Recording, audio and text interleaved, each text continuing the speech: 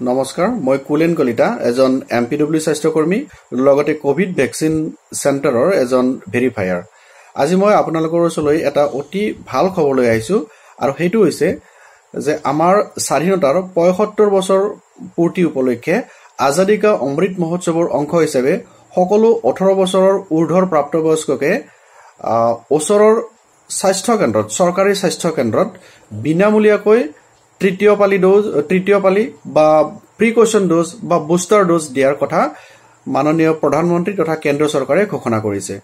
তো আজি ১৫ জুলাই শুক্ৰবাৰৰ পৰা এই ঘোষণাটো কাৰ্যকৰী হৈছে আৰু সকলোৱে ইয়াৰ সুবিধা গ্ৰহণ কৰিব পাৰিছে পূৰ্বতে এই সুবিধাসমূহ কেৱল মাত্ৰ ৬০ৰ ঊৰ্ধ্বৰ ব্যক্তি বা ফ্ৰণ্টলাইন ওয়াৰ্কাৰ বা স্বাস্থ্যকৰ্মীসকলৰ বাবেহে প্ৰযোজ্য আছিল আৰু তেওঁলোকে বিনামূলীয়াকৈ লাভ কৰিছিল বাকি যিসকল ১৮ বছৰৰ ঊৰ্ধ্বৰ তথা ৬০ বছৰৰ ভিতৰৰ যিখিনি প্ৰাপ্তবয়স্ক লোক আছিল তেওঁলোকে ব্যক্তিগত কোনো স্বাস্থ্য কেন্দ্ৰত গৈ কোনো পইচাৰ বিনিময়ত অৰ্থাৎ কিবা এটা ফিজৰ বিনিময়ত এই তৃতীয় ডোজটো ল'ব লগা হৈছিল তো আজিৰ পৰা আৰু তেখেতসকলে কোনো প্ৰাইভেটলৈকে যাব নালাগে চৰকাৰী চিকিৎসালয়ত বা চৰকাৰী স্বাস্থ্য কেন্দ্ৰত এই সুবিধাটো অৰ্থাৎ বিনামূলীয়াকৈ তৃতীয় ডোজ বা প্ৰিকশন ডোজটো পাব পাৰিব ইপিনে কিছুদিন পূৰ্বে কেন্দ্ৰীয় চৰকাৰে ঘোষণা কৰিছে যে দ্বিতীয়ৰ পৰা তৃতীয় পালি বা বুষ্টাৰ ডোজৰ মাজৰ যেটো ব্যৱধান আছিল হেতু আছিল ৯ মাহ অৰ্থাৎ কোনোবাই যদি দ্বিতীয় ডোজ লোৱাৰ ৯ মাহ কমপ্লিট হৈছে তেতিয়াহে তেওঁ প্ৰিকশন ডোজটো দিয়াৰ কাৰণে উপযুক্ত বুলি বিবেচনা কৰা হৈছিল কিন্তু আজি কিছুদিনৰ পূৰ্বে কেন্দ্ৰ চৰকাৰে ঘোষণা কৰিলে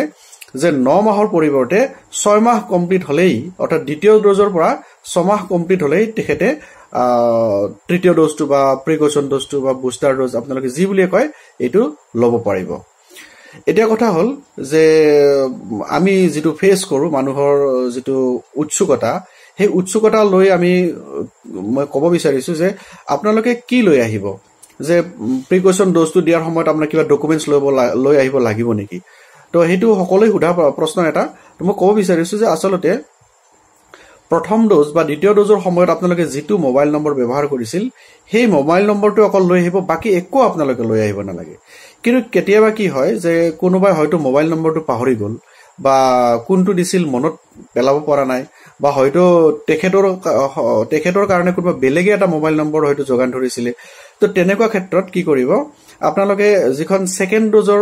ভ্যাকচিন সাৰ্টিফিকেট পাইছিলে এই সাৰ্টিফিকেটখন আপোনালোকে লগত লৈ আহিব আসলতে এখন আনাৰ কোনো প্ৰয়োজন নাই যদিহে আপোনাৰ মোবাইল নম্বৰটো মনত থাকে কিন্তু যদি মোবাইল নম্বৰ মনত নাথাকে তেনেহলে ভ্যাকচিন সাৰ্টিফিকেটখন লৈ আহিব আৰু এনেকুৱা বহুত ব্যক্তি আছে যিসকলে ভ্যাকচিন সাৰ্টিফিকেটখন এতিয়ালৈকে হয়তো উলিওৱা নাই বা প্ৰিন্ট কৰা নাই তেখেতসকলে ভ্যাকচিনৰ সময়ত বা প্ৰথম পালি ডোজ লোৱাৰ সময়ত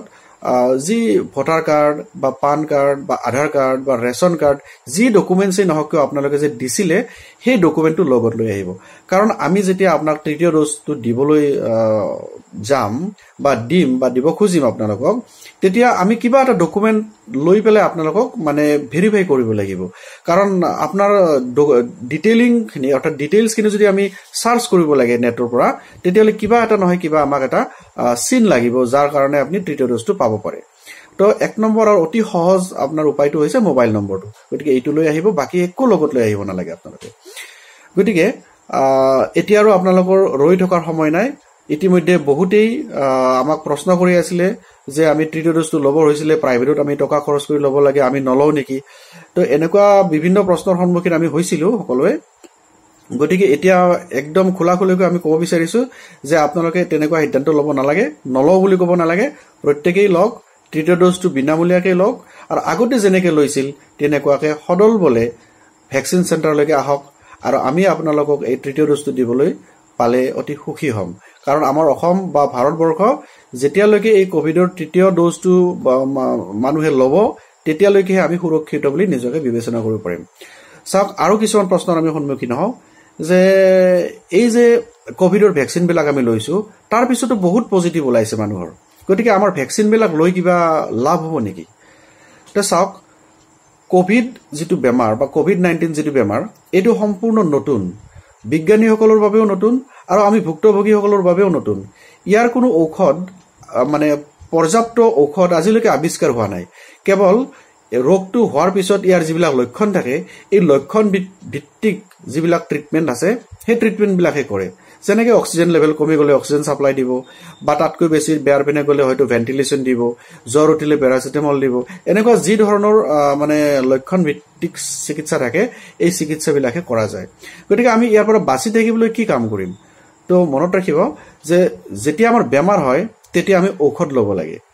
আৰু বেমাৰ হোৱাৰ আগতে যদি আমি সাৱধান হ'ব লাগে তেতিয়াহ'লে ভেকচিন কোনো বেমাৰৰ ঔষধ নহয়। মনত ৰাখিব, ভেকচিন হৈছে এটা বেমাৰ হোৱাৰ পৰা হাত সৰাৰ এটা অতি মানে ফলপ্ৰসূ এটা উপায়। গতিকে হয়তো আমি এনেকৈও চিন্তা কৰিব পাৰোঁ যে যি দ্বিতীয় ঢৌ বা তৃতীয় ঢৌ আহিল, এই তৃতীয় ঢৌত মানুহৰ কেজুৱেলিটি বহুত কমিছে, অৰ্থাৎ মৃত্যুৰ হাৰ বহুত কমি গৈছে। তে ইয়াৰ কাৰণ হয়তো আমাৰ ভেকচিনেই হ'ব পাৰে। গতিকে আমি ইমান বিতৰ্কলৈকে যাব নালাগে। বিজ্ঞানীসকল অহৰহ ইয়াৰ মানে